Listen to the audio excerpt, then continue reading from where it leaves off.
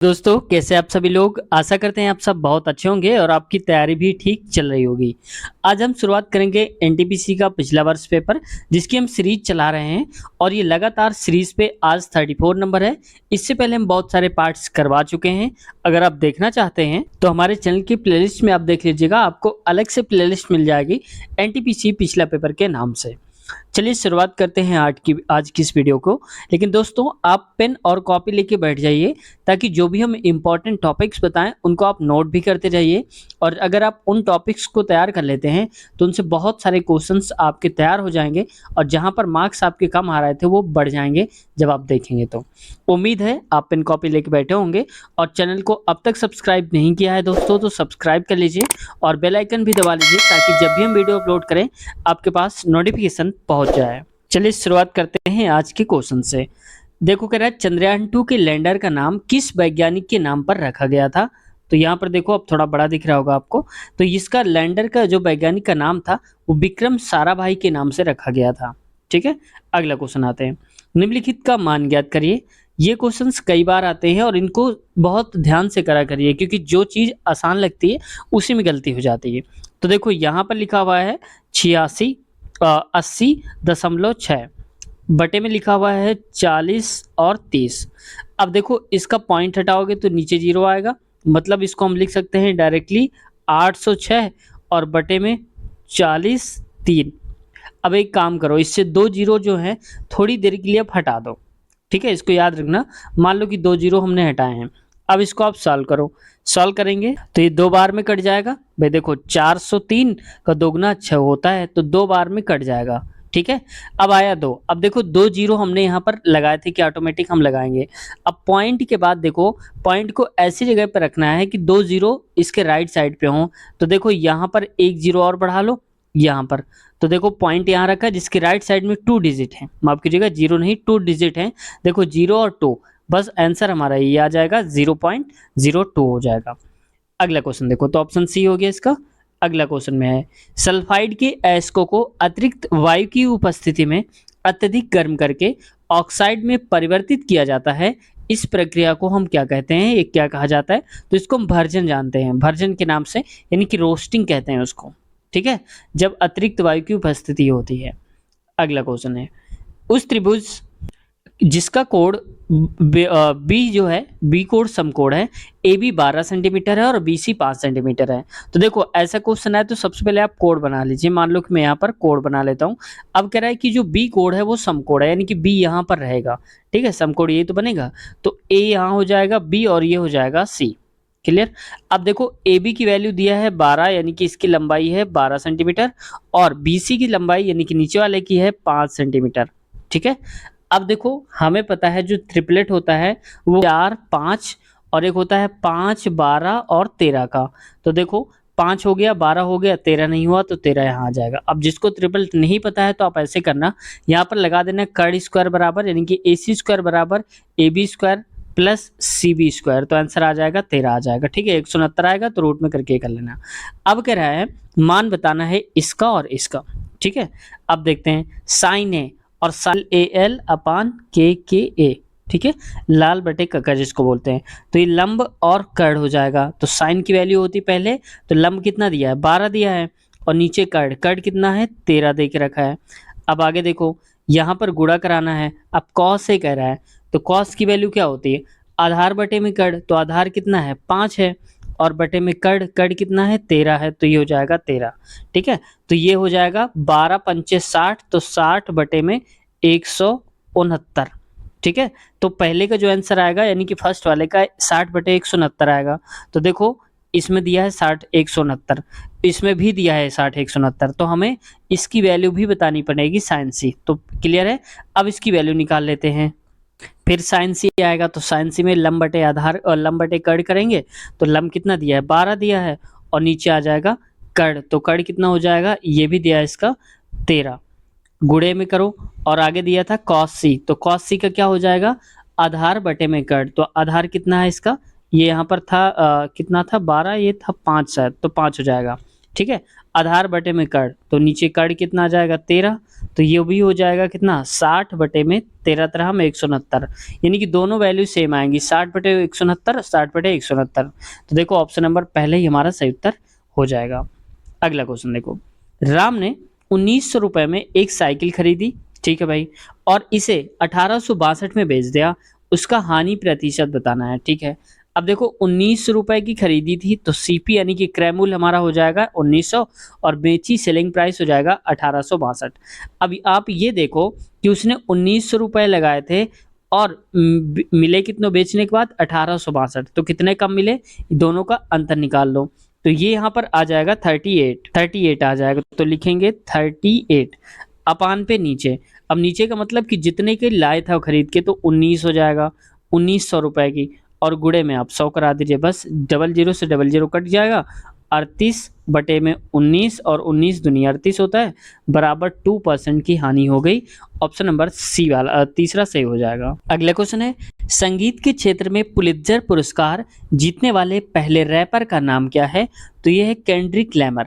देखो ये question important क्यों हुआ था, ये हुआ था क्योंकि यहाँ पर पहला वर्ड आ गया, तो हमने बताया था जिसमें पहले सर्वप्रथम वर्ड आता है वो अपने आप में इंपॉर्टेंट ही हो जाता है, खासकर करंट अफेयर का जब क्वेश्चन होता है, ठीक है, याद रखना, यह जो हाईलाइट होता है उस वक्त चला होता है।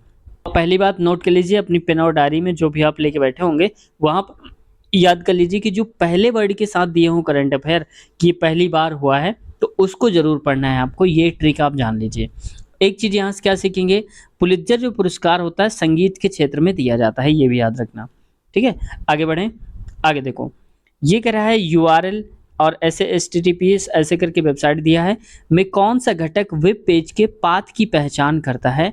तो वेब पेज देखो कंप्यूटर से 1-2 क्वेश्चन आते हैं, इससे ज़्यादा नहीं होते, लेकिन 1-2 कभी कभार घूम फिर के आ जाते हैं। वेब पेज की पहचान करता है, तो ये कौन सा करता है? ये करता है /login.php, ठीक है, सही उत्तर हो जाएगा इसका दूसरा। इसको आप याद कर लीजिए क्योंकि इसका तो कुछ है नहीं ट्रिक वाला, तो आप अपने हिसाब से याद कर लेना। अगला क्वेश्चन देखो, निम्नलिखित में से कौन तार युक्त ब्रॉडबैंड नहीं है? तो ये ब्रॉडबैंड कौन सा नहीं है? जैसे देखो सैटेलाइट तार युक्त नहीं है, इसमें तार का यूज नहीं होता, वो पूरा वायरलेस होता है। डायल अप जो होता है वो तार से होता है, केबल भी होता है, और डिजिटल सब्सक्राइबर लाइन जो होती है ये भी उसी से होता है, ठीक है, तार से होता है। तो ऑप्शन केवल तीसरा वाला सही उत्तर हो जाएगा। आगे बढ़ते हैं, नेक्स्ट क्वेश्चन है, निम्नलिखित में से किसे विश्व के सर्वोच्च युद्ध क्षेत्र के रूप में जाना जाता है? तो ये सियाचिन ग्लेशियर है। देखो ग्लेशियर के नाम दिया है, नंदा देवी ग्लेशियर ये है, यानी कि सबसे ज़्यादा जो युद्ध क्षेत्र होता है, जो लड़ाई दंगा वाला होता है बॉर्डर, वो कौन सा? सियाचिन ग्लेशियर होता है। तो ऑप्शन नंबर तीसरा वाला सही उत्तर हो जाएगा। अगला क्वेश्चन देखो, सिंधु घाटी सभ्यता के निम्न में से किस स्थल को सबसे पहले खोजा गया था? तो ये खोदा गया था हड़प्पा को, आप जानते होंगे दयाराम साहनी ने खुदाई कराई थी इसकी, और ये बसा हुआ है रावी नदी किनारे, ये भी आप याद रखना, ठीक है, याद रखना। अब आपसे मैं ये पूछता हूँ कि जो इसकी खुदाई हुई थी हड़प्पा की, ये कब हुई थी? अब आपको बताना है। अगला क्वेश्चन देखो, नेक्स्ट, निम्नलिखित में से किस शहर को पूर्व का स्कॉटलैंड कहा जाता है? तो ये पूर्व का स्कॉटलैंड हम शिलांग को बोलते हैं, जो कि मेघालय की राजधानी है शिलांग, ठीक है, याद रखना। आइजोल कहाँ की राजधानी है? आप बताना, मैं आप पर छोड़ देता हूँ, मणिपुर, इम्फाल जानते होंगे। आगे देखते हैं, नेक्स्ट क्वेश्चन है, निम्नलिखित में से कौन सा कथन गलत है? अब देखो गलत वाला कथन हमें सिलेक्ट करना है। रक्त शरीर को बीमारी से बचाता है, तो ये तो सही बात कह रहा है, क्योंकि हमारा रक्त अगर ठीक होगा, प्योर होगा, तो हमारी बीमारियां भी कम रहती हैं।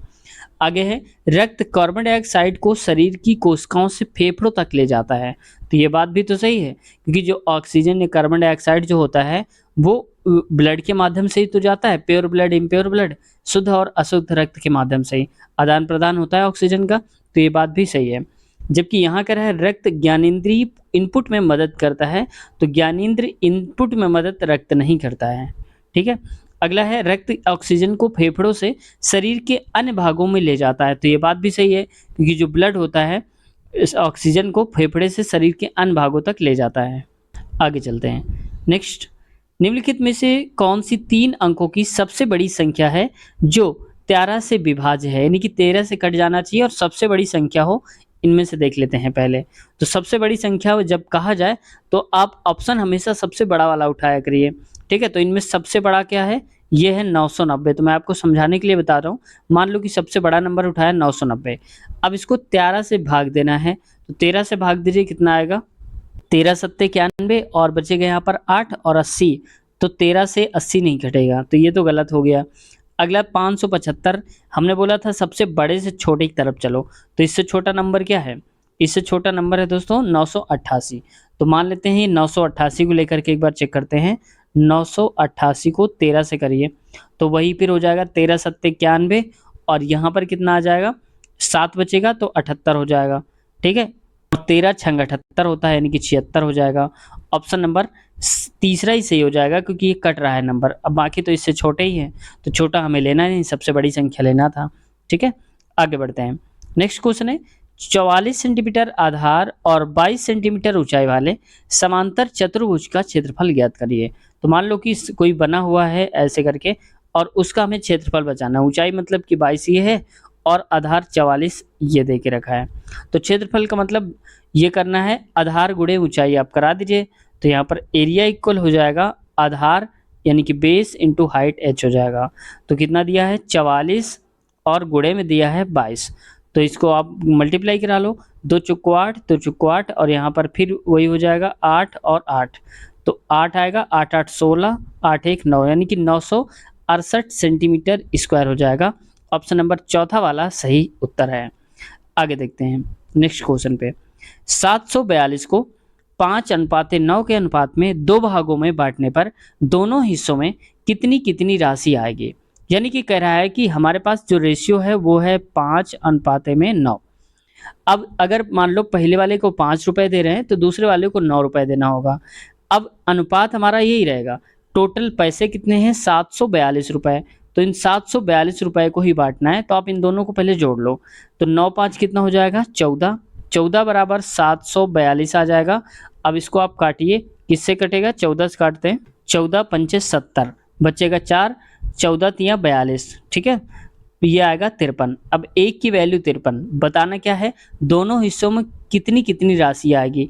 तो 5 से गुणा करा देंगे तो पहला रेशियो पहला वो निकल आएगी वैल्यू, तो 5 से गुणा करा दीजिए। तो 5 3 15, 55 25 1 26, 265। तो पहला जो आएगा वो 265 आएगा। तो देखो हमें यही सब दिमाग लगा लेना है कि 265 केवल बी में दिया है, बाकी किसी में नहीं दिया है। तो अब हमें इसका अनुपात इसकी जो वैल्यू है वो निकालने की आवश्यकता ही नहीं है, क्योंकि यूनिक नंबर हमारा आ रहा है, यूनिक ऑप्शन दिया है, तो ऑप्शन नंबर बी हो जाएगा। फिर भी मैं आपको समझा रहा हूँ, इसलिए मैं आपको करके भी दिखा रहा हूँ। तो मान लो कि 9 का निकालेंगे तो कैसे आएगा, तो ये आ जाएगा 53 गुणे में 9 भाई। ठीक है, अब आगे देखो 9 3 27, 9 पन्ना 45 और 2 हो जाएगा 47, तो 477 आ जाएगा। तो आप देख सकते हैं पहला 265 और अगला वाला 477 आ गया है। नेक्स्ट क्वेश्चन की तरफ बढ़ते हैं। इसमें कहा जा रहा है दिए गए कथन को ध्यानपूर्वक पढ़ें और निश्चित करें कि दिए गए निष्कर्ष में से कौन सा कथन तार्किक रूप से पालन करता है। कथन निष्कर्ष बहुत ही पूछे जाते हैं और कम से कम हर एक शिफ्ट में 3 से 4 क्वेश्चन भी आते हैं, किसी किसी में तो 6 क्वेश्चन भी पूछे गए हैं। देखो इसमें कह रहा है कथन, देखो ध्यान से कथन को आप देखा करो, क्योंकि कथन ही हमारे लिए सब कुछ होता है। कह रहा है कि सभी विद्यालयों में छात्र होते हैं, यानी कि जितने विद्यालय हैं सब में छात्र होते हैं। अब आते हैं निष्कर्ष क्या कह रहा है, विद्यालय केवल छात्रों के लिए होते हैं। देखो आप एक ट्रिक रखना, जिसमें केवल मात्र सिर्फ दिया जाए वो हमेशा गलत ही होता है, तो ये तो गलत हो गया।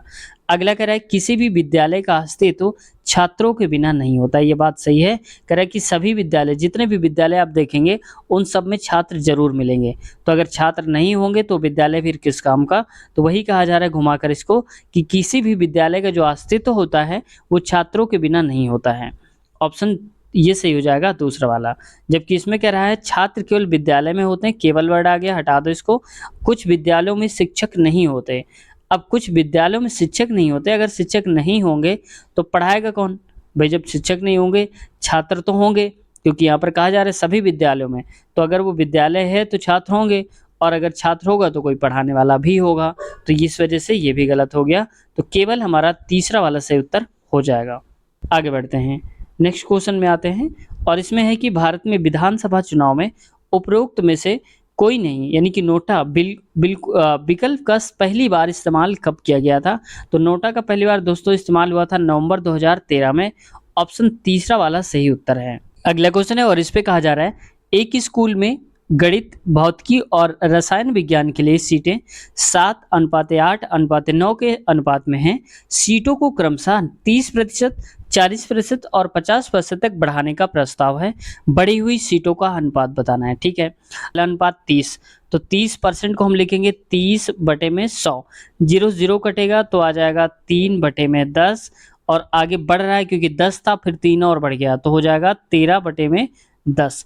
अगला देखो ये 40% है, तो 40% को 40/100 लिख देते हैं और 0 काटेंगे तो आ जाएगा 4/10 और भी आगे करेंगे तो 14/10 हो जाएगा। ठीक वैसे ही 50% को लिख सकते हैं 5/10, क्योंकि 0 ये कट जाएगा ना इससे, ठीक है। तो 5/10 हो जाएगा, 10 था और 5 और बढ़ गया तो 15/10 हो जाएगा। तो अगला हो जाएगा 15/10, ठीक है। तो ये हमारे बन गए। अब नीचे सब में 10-10 है तो हम डायरेक्ट लिख सकते हैं 13, 14 और 15। तो यहाँ पर मैं लिख देता हूँ 13, 14 और 15। अब देखो पहले वाले का अनुपात 7 था तो अब मल्टीप्लाई कराएंगे तो 13 सत्ते 91 हो जाएगा अनुपात। अब 14 गुणे में 8 करेंगे तो यहाँ पर आप कर लो 14 गुणे में 8, ठीक है। तो 8 चौक 32, 8 एकम 8, 3 11 112 आ जाएगा। अब अगला है 15 और 15 का क्या दिया है, 9 दिया है। तो 15 गुणे 9 करेंगे तो 15 नन्या 135 हो जाता है। तो सही अनुपात हमारा 91/112 अनुपात 135 हो जाएगा। ऑप्शन पहला ही सही उत्तर है। निम्नलिखित में से कौन सा एक कोशिकीय जीव काला अजार नामक रोग का उत्पन्न कारण करता है? यानी कि काला अजार जो होता है वो किसकी वजह से होता है? तो लेशमीनिया की वजह से होता है। ऑप्शन दूसरा वाला सही उत्तर है। ये थोड़ा सा क्वेश्चन से डीपली पूछ लिए जाते हैं तो 2-4 क्वेश्चन ऐसे जरूर डाले जाते हैं और खासकर ये डाले जाते हैं बायो में ही। आगे देखो नेक्स्ट क्वेश्चन है, भारत में पहली मेट्रो ट्रेन कब और कहां से शुरू हुई थी? तो पहली चली थी 24 अक्टूबर 1984 को और कहां चली? तो कोलकाता में। 24 अक्टूबर 1984 कोलकाता में, ठीक है, याद रखना। देखो इंपॉर्टेंट क्यों हो गया क्वेश्चन, क्योंकि यहाँ पर एक वर्ड आ गया पहली। तो पहली बार चली थी, जो काम पहली बार होता है उसको आप याद ही करेंगे और डायरी पे नोट भी कर लिया होगा शायद है कि पहला और प्रथम वाले क्वेश्चंस पढ़ने हैं। तो ये चली थी 24 अक्टूबर 1984 को कोलकाता में। आगे बढ़ते हैं। नेक्स्ट है, अक्टूबर 2020 तक प्राप्त जानकारी के अनुसार भारत का सबसे लंबा रेलवे प्लेटफॉर्म डैश में स्थित है। तो ये है दोस्तों गोरखपुर में, ठीक है, याद रखना। शायद 1.2 किलोमीटर कुछ ऐसा है, मुझे कंफर्म नहीं है इसलिए मैं कंफर्म नहीं बता रहा हूँ, ठीक है। आप इसको कंफर्म मत मानिएगा, आप देख लीजिएगा एक बार फिर आप कंफर्म हो जाइएगा। अगला क्वेश्चन देखो। नेक्स्ट है, कुटीर उद्योग के संबंध में निम्नलिखित में से कौन सा कथन सत्य नहीं है? अब कुटीर उद्योग के बारे में, तो इनमें से उन्नत तकनीकी कौशल की जरूरत होती है, तो ये गलत है, सत्य नहीं है। इसमें गृह उद्योग शामिल होते हैं, तो ये बात भी सही है क्योंकि कुटीर उद्योग जो है वो घरेलू काम। अगला है, इसमें स्थानीय कच्चे माल का उपयोग किया जाता है, ये बात भी सही है क्योंकि खेती किसानी से जुड़ा होता है चीजें वो यही करते हैं। इसमें से परिवार या अल्पकालिक श्रमिकों का उपयोग किया जाता है, तो इसमें हो सकता है कि कुछ परिवार के ही लोग आ जाएं या कुछ और थोड़ा बहुत पैसा लेकर के काम करने वाले भी आ जाते हैं। तो इसमें से तीनों ही सही है, जबकि पहले वाला इसमें उन्नत तकनीकी कौशल की जरूरत होती, ऐसा नहीं है, बहुत ज़्यादा टेक्नोलॉजी की ज़रूरत नहीं होती है। अगर आप मान लो भैंस पाल रहे कुछ कर रहे हैं तो उसमें कौन सी टेक्नोलॉजी की ज़रूरत पड़ेगी, नहीं पड़ रही ना। तो कहने का मतलब है कि इसमें ज़्यादा ज़रूरत नहीं होती कौशल की। आगे बढ़ते हैं। अगला है, नीति आयोग भारत सरकार का एक पॉलिसी थिंक टैंक है। इसने डैश को प्रतिस्थापित किया था, तो ये भारत की योजना आयोग। तो योजना आयोग को हटा करके क्या बना दिया गया, नीति आयोग, ठीक है, याद रखना। अगला है, शब्दों के उस क्रम का चयन करें, सही क्रम का चयन करें जिस क्रम में वे अंग्रेजी शब्दकोश में आते हैं। मतलब कि जैसे डिक्शनरी में आते हैं ठीक वैसे ही हमें करना है। अब देखो पी आर और मान लो कि सारी स्टार्टिंग से करते हैं तो पी आर सब में दे के रखा है, तो इसको हटा दो, इसको कंपेयर नहीं करेंगे। पी आर के बाद ए है, यहाँ पर ए सभी में ए है, तो इसको भी आप हटा दो, पी आर ए वाला, ठीक है। अब देखो क्या बचा, यहाँ पर बचा आई। अब आई की बात क्या है, सी दिया है, तो सबसे पहले देखो और आगे देखो पी आर के बाद दिया है यहाँ पर पी आर ए, तो एन दिया है, इनको छोड़ो। फिर इसके बाद y दिया है, y भी थोड़ा दूर होता है, और फिर दिया है c। ठीक है, तो यहाँ पर जो है पहला आ जाएगा हमारा ये वाला बन जाएगा, और दूसरा जो बनेगा वो बनेगा ये वाला, क्योंकि यहाँ पर आप देख सकते हैं लेटर का जो क्रम है वो पहले आता है इसमें से। और इसके बाद आगे दिया है दोस्तों, क्योंकि ए हो गया, सी अब आई वाला आएगा, तो ए आई यानी कि ये हो जाएगा तीसरा नंबर। ठीक, चौथा ही देखो, पी आर ए आई, आई तो हो गया। इसके बाद बचा प्रैंक, तो ये हो जाएगा हमारा चौथा वाला, और अगला है प्रेयर, तो ये हो जाएगा पांचवा वाला। ठीक है, तो सारे सही हो जाएंगे यहाँ पर, आप देख लीजिएगा। तो ऐसे प्रैक्टिकल, प्रैक्टिस, प्रेज, प्रैंक और प्रेयर से उत्तर हमारा तीसरा वाला। नेक्स्ट, स्टेपीज स्टॉपेज स्टेशन को छोड़ करके, यानी कि जिसमें ट्रेन वो रुकती है, ट्रेन की चाल 60 किलोमीटर है, और स्टॉपेज स्टेशन से ट्रेन की चाल इतनी है। यानी कि कुल मिला के कहना चाहता है कि अगर वो ट्रेन ट्रेन कहीं पर भी ना रुके तो 60 की स्पीड से आती है, और अगर रुक रुक करके चलती है तो वो 45 की स्पीड से चलती है। अब बताना यह है कि प्रति मिनट घंटे कितने मिनट के लिए वो रुकती है, मतलब कितनी देर के लिए वो रुकती है। ठीक है, तो देखो इसको कैसे सॉल्व करेंगे। तो सबसे पहले होता है चालों का अंतर, और बटे में बड़ी चाल जो होती है उसको रखते हैं। तो चालों का अंतर कट जाएगा तो आ जाएगा 15 मिनट के लिए वो हर स्टेशन पे रुकती है जहाँ पर भी उसका स्टॉपेज है। तो दोस्तों आज की वीडियो हम यहीं तक रखते हैं, और अगले वाले क्वेश्चंस कवर करेंगे हम नेक्स्ट पार्ट में। आप देख पा रहे होंगे ये सारे के सारे क्वेश्चंस अगले पार्ट में आपको देखने के मिलेंगे। इसी वीडियो को, जिस वीडियो को आप देख रहे हैं, इसी के नीचे डिस्क्रिप्शन में आपको लिंक मिल जाएगी अलग अलग वीडियोस की, तो जो भी आप देखना चाहते हैं वहां पर क्लिक करके आसानी से देख सकते हैं। तो वीडियो कैसी लगी, कुछ सीखने को मिला हो चैनल से, तो इस चैनल को सब्सक्राइब कर लीजिए और बेल आइकन भी दबा लीजिए। तो कंपटीशन से रिलेटेड अगर आप तैयारी कर रहे हैं तो आपके लिए हमने बहुत सारे चैप्टर्स ऐसे करवाए हैं जो बार बार पूछे जाते हैं। तो मैथ की वीडियोस अगर आप देखना चाहते हैं तो वहां पर आपको ये चैप्टर्स देखने को मिल जाएंगे। तो उसकी भी प्लेलिस्ट अलग से बनी है गणित वीडियोस के नाम से, और साथ ही साथ एएलपी टेक्नीशियन, ग्रुप डी, सबकी अलग अलग प्लेलिस्ट बनी है जो कि हम प्रीवियस ईयर क्वेश्चन पेपर करवा रहे हैं। तो आप चाहें तो हमारे चैनल के प्लेलिस्ट में विजिट करिए और सारे क्वेश्चंस एक बार देख लीजिए। तो मिलते हैं नए वीडियो में, अपना ख्याल रखिए, टेक केयर, बाय बाय।